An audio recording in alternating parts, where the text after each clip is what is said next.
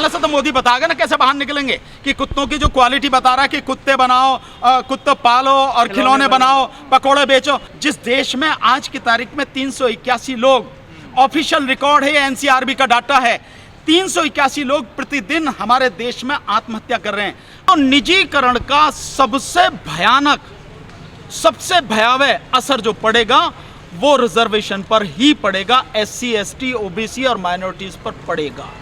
नहीं, कुत्ते पालने से तो मोदी बताएगा ना कैसे बाहर निकलेंगे, कि कुत्तों की जो क्वालिटी बता रहा है कि कुत्ते बनाओ, कुत्ते पालो और खिलौने बनाओ, पकौड़े बेचो। तू काहे को कर रहा है ये काम? जब तूने सब कुछ भैया सब निजी हाथों में दे दिया, तो माननीय श्रीमान मोदी जी, मोर पालना छोड़ो, कुत्ते पालना शुरू करो, prime minister house 7 race course खाली करो, इस्तीफा दो और जाओ बनाओ खिलौने, पकौड़े बनाओ, नाली में से गैस निकालो। नहीं, ये वो इंसान लोगों को मूर्ख बना रहा है। और मैं ये कहूँगा कि ऐसे बड़े कठिन समय में, ऐसे भयानक समय में, जब लोग दर्द से बेहाल हैं, जिस देश में आज की तारीख में 381 लोग, ऑफिशियल रिकॉर्ड है, एनसीआरबी का डाटा है, 381 लोग प्रतिदिन हमारे देश में आत्महत्या कर रहे हैं।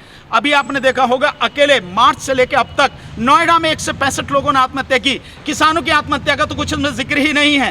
इन हालात में आप लोगों के जले पर नमक नहीं छिड़क नहीं रहे हो, हाथ से जबरदस्ती रगड़ रहे हो और दर्द पहुंचा रहे हो उनको। तो ये कुत्ते पालना, देसी कुत्ते पालना, पकौड़े तलना, उसकी गैस का इस्तेमाल करना, खिलौने बेचना, ये सब कुछ सिर्फ लोगों के जले पर नमक छिड़कना है। और रही इसकी बात लोकल से वोकल की, जो आप बात कर रहे हैं, उसी में लोकल से वोकल की बात की ना, खिलौने की। तो मोदी जी से ये को, मोदी जी जिस गाड़ी में चलते हो ना, 3.5 करोड़ की गाड़ी है, तुम्हारे साथ में 8-10 गाड़ियां चलती हैं, काहे को चलना? एम्बेसडर में चलना, फिएट में चलना, एम्बेसडर है यहाँ की गाड़ी, बढ़िया गाड़ी, उसमें चल। लोकल से वोकल पहले प्रधानमंत्री करके दिखाएं कि मैं लोकल से वोकल कर रहा हूँ भैया, मेरे देश की गाड़ी है, मैं चलूंगा इसमें। तो सब चलो लोकल से वोकल करो भैया, ये एम्बेसडर खरीदो। कोई इतनी जो गाड़ियाँ लिमोजिन और जो कौन कौन सी गाड़ियाँ खरीदी जा रही, क्या जरूरत है खरीदने की? क्या के लिए राष्ट्रपति की जरूरत है? क्या के लिए जो गृह मंत्री को ये दी जाती हैं? और क्या को प्राइम मिनिस्टर लेके चल रहे हैं? करो ना लोकल से वोकल। वो सिर्फ लोगों को धोखा दे रहे हैं, लोगों के साथ में झूठ बोल रहे हैं। अब तक लोगों को समझ जाना चाहिए। एक सवाल सबसे बड़ा खड़ा हो रहा है, अब सेशन चलने वाला, लेकिन उन्होंने लोकसभा में जो प्रश्न काल होता है, जो पूछा जाता है, वो खत्म कर दिया। ये इसलिए खत्म कर दिया कि जितनी भी सारी दिक्कतें इस समय आई हैं, 23 मार्च के बाद से जब से संसद बंद हुई है, उसके बाद जो स्थिति है, हजारों नहीं लाखों सवाल हैं, बड़े कड़वे सवाल हैं, चुभते हुए सवाल हैं, उनका जवाब नहीं दे सकती।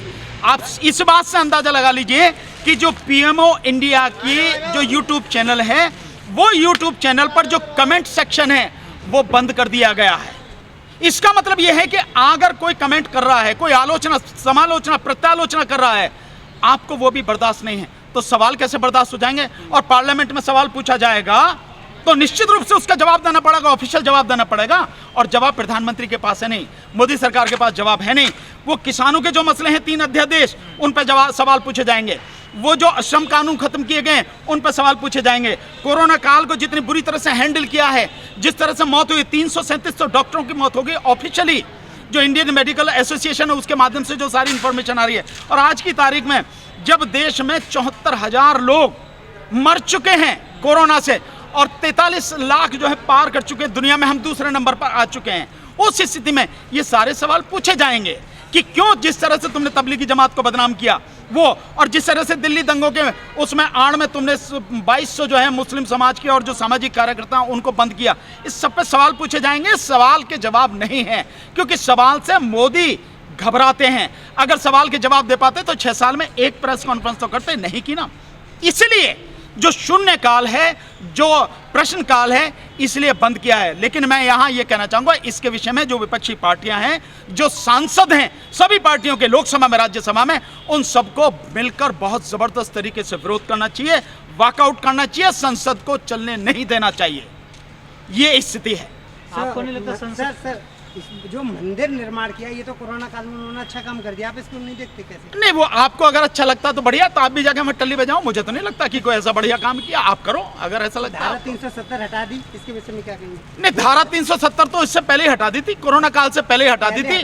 नहीं, अच्छा काम तो था। चलिए ठीक है, थैंक यू। नहीं, अनुच्छेद 370 हटाने कैसे वो काल है, बताएं आप जरा, मुझे बताएं आप। मुझसे पूछने से पहले आप कह रहे हैं ना अच्छा, मैं तो कह रहा हूं कि अच्छा नहीं है, क्योंकि किसी भी संवैधानिक प्रक्रिया का उसमें इस्तेमाल नहीं किया गया। तो आप कैसे कह रहे हैं? अगर वो अच्छा है, 80 लाख लोगों को आज तक बंद करके रखा हुआ कैद में, आपको अगर 2 महीने बंद कर दिया जाए तो कैसा लगेगा? आप बताओ ना, इस बात का जवाब दो आप। 80 लाख लोगों को, उसकी एक संवैधानिक प्रक्रिया थी, आप उस प्रक्रिया का इस्तेमाल करके निश्चित रूप से हटाते, लेकिन आपने हटाया नहीं। आपने अभी उसके बाद में 1 साल हो गया, आप उसकी स्थिति जानते हैं? कश्मीर की स्थिति क्या है?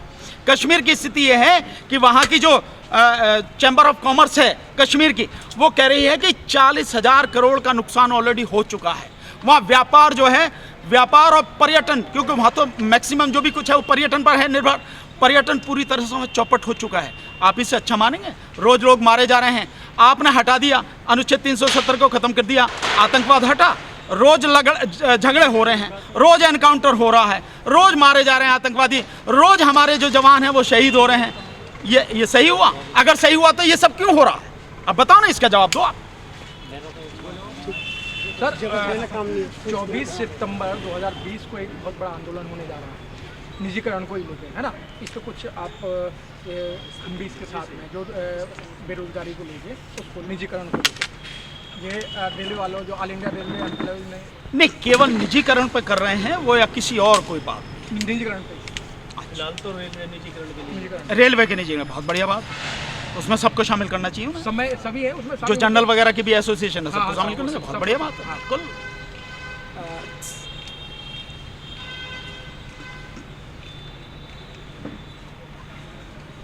हमारे बीच में है एडवोकेट भानु प्रताप सिंह, जो सुप्रीम कोर्ट के अधिवक्ता है। सर अभी 24 तारीख 2020 को एक अपील की गई है all India SC/ST railway federation ने, कि जो पूना पैक्ट का दिन था 24 सितंबर 1932 को जो पैक्ट लागू हुआ था, उस संदर्भ में ही जो आज निजीकरण की बात की जा रही है, उसको लेकर एक महा आंदोलन करने जा रहे हैं। तो आपका क्या मानना है सर? नहीं, मेरा मानना यह है कि देखिए, निजीकरण के खिलाफ जो भी आंदोलन कर रहा है, हमारा पूरा समर्थन उनके साथ में। व्यक्तिगत रूप से मेरा भी, भानु प्रताप सिंह, और संगठन के हिसाब से हमारा जो सामाजिक संगठन है मानव सुरक्षा एवं विकास संगठन, वो भी पूरा हमारा समर्थन है। और साथ में जो हमारी पार्टी है राष्ट्रीय जनहित संघर्ष पार्टी, वो भी पूरा निजीकरण के विरोध में जो भी आंदोलन हो रहा है, हमारा पूरा समर्थन उसके लिए है। लेकिन मेरा यहाँ ये कहना है कि जो ये एसोसिएशन कर रही है, इस एसोसिएशन को रेलवे की जो और बाकी यूनियन और एसोसिएशन है जो भी हैं, क्योंकि रेलवे में इस समय लगभग 13-14 लाख लोग जो हैं वो एम्प्लॉय हैं, तो उन सबको सड़क पर उतरना चाहिए। क्योंकि जो गवर्नमेंट करने जा रही है, वो गवर्नमेंट ये करने जा रही है कि हजारों की संख्या में तो रेलवे स्टेशन छोटे छोटे उन्हें बंद करने जा रही है, कुछ रेलें बंद करने जा रही है। इसके अलावा 6 लाख कर्मचारियों को वो छटनी करने जा रही है। मैं समझता हूँ एसोसिएशन को ये मालूम होगा। जी। तो इतनी बड़ी संख्या में, और आप ये मान लीजिए कि अगर ये करने जा रहे हैं तो इसकी सबसे बड़ी गाज SC/ST और OBC पे पड़ने वाली होगी निश्चित रूप से। तो इन सबको, बाकी जितने भी लोग हैं, जो भी एसोसिएशन है, जो भी यूनियन है रेलवे की, और बाकी और सभी डिपार्टमेंट की जो और PSUs हैं, उन सबको इसका विरोध करना चाहिए और तबीयत से विरोध करना चाहिए। मैं समझता हूं चक्का जाम करना पड़े वो करना चाहिए और सड़क पर आकर ही विरोध करना चाहिए, केवल ये सांकेतिक नहीं होना चाहिए।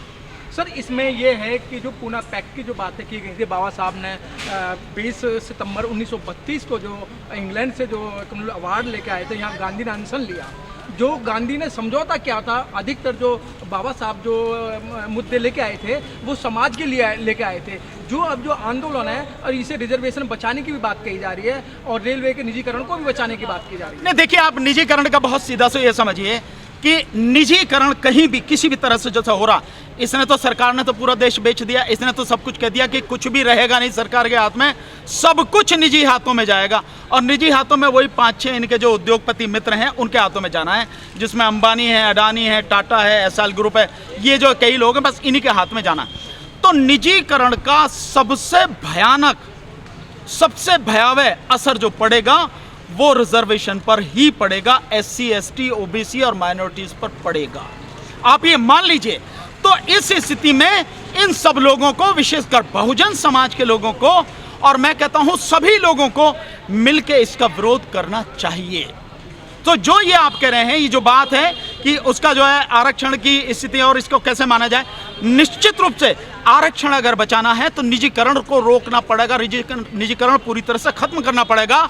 ये जो कम से कम जितने भी महत्वपूर्ण उद्योग धंधे हैं या जो भी चीज़ें हैं, महत्वपूर्ण संस्थान हैं, उनको निजी हाथों में रोक जाने से बचाना पड़ेगा। सरकारी हाथों में वो रहने चाहिए, चाहे वो बैंक हो, चाहे रेलवेज हो, और बाकी चाहे कोयला हो, गैस हो, तेल हो, ये कितने भी इतने बड़े बड़े जो वो हैं क्षेत्र, मुख्य जो क्षेत्र हैं, ये सारे के सारे सरकारी हाथों में, सरकार के कंट्रोल में होने चाहिए। इसीलिए जो हमारे संविधान में है, जो सरकार होनी चाहिए वो कल्याणकारी राज्य की स्थापना की बात कही गई है। और कल्याणकारी राज्य जब ही होगा जब लोगों की आप दुख सुख का ख्याल रखोगे, उनकी रोजी रोटी का ख्याल रखोगे, उनके रोजगार का ख्याल रखोगे, और वो तभी संभव होगा जब आपके पास उद्योग होंगे। और ये उद्योग धंधे इसीलिए लगाए गए थे ताकि लोगों को बड़ी संख्या में रोजगार दिया जा सके, और रोजगार मिला भी।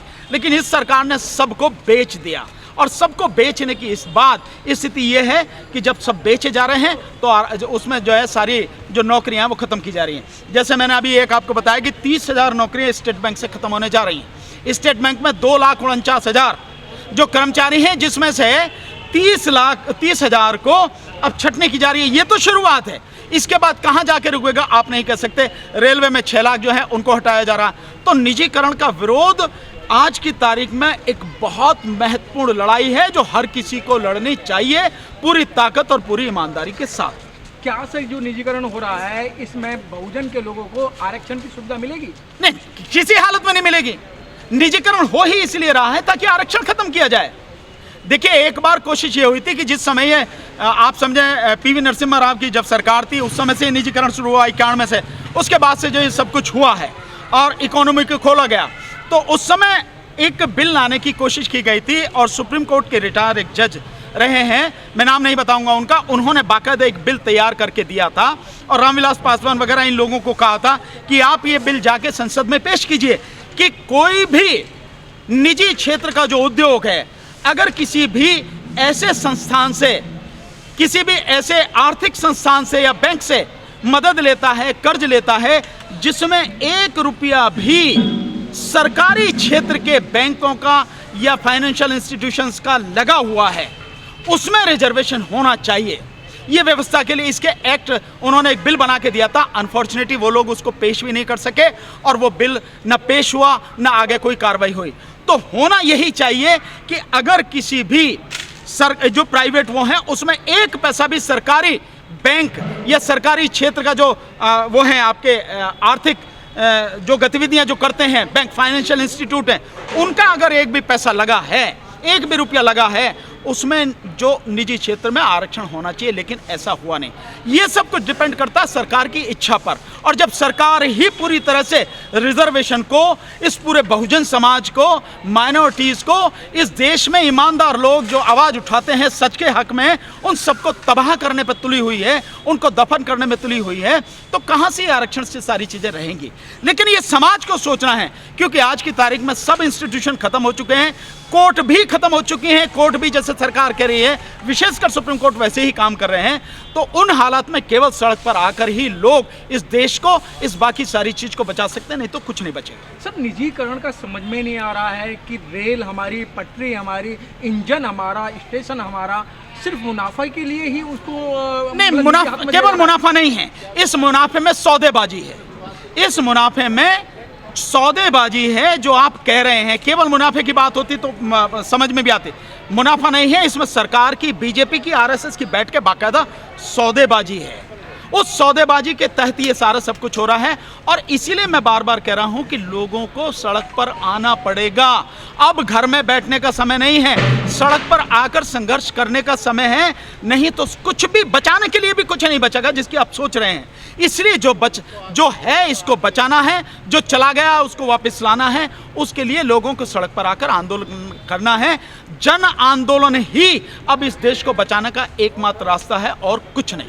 सर, 24 तारीख के लिए क्या अपील करना चाहते हैं? नहीं, मैं 24 तारीख के लिए ये अपील करना चाहता हूँ, 24 ही नहीं, कोई भी तारीख हो जिसमें निजीकरण का विरोध होता है, बहुत बड़ी संख्या में लोगों को उसमें भाग लेना चाहिए, खुल के भाग लेना चाहिए, ताकि इस निजीकरण को रोका जा सके, इस सरकार को उखाड़ के फेंका जा सके। बहुत बहुत धन्यवाद।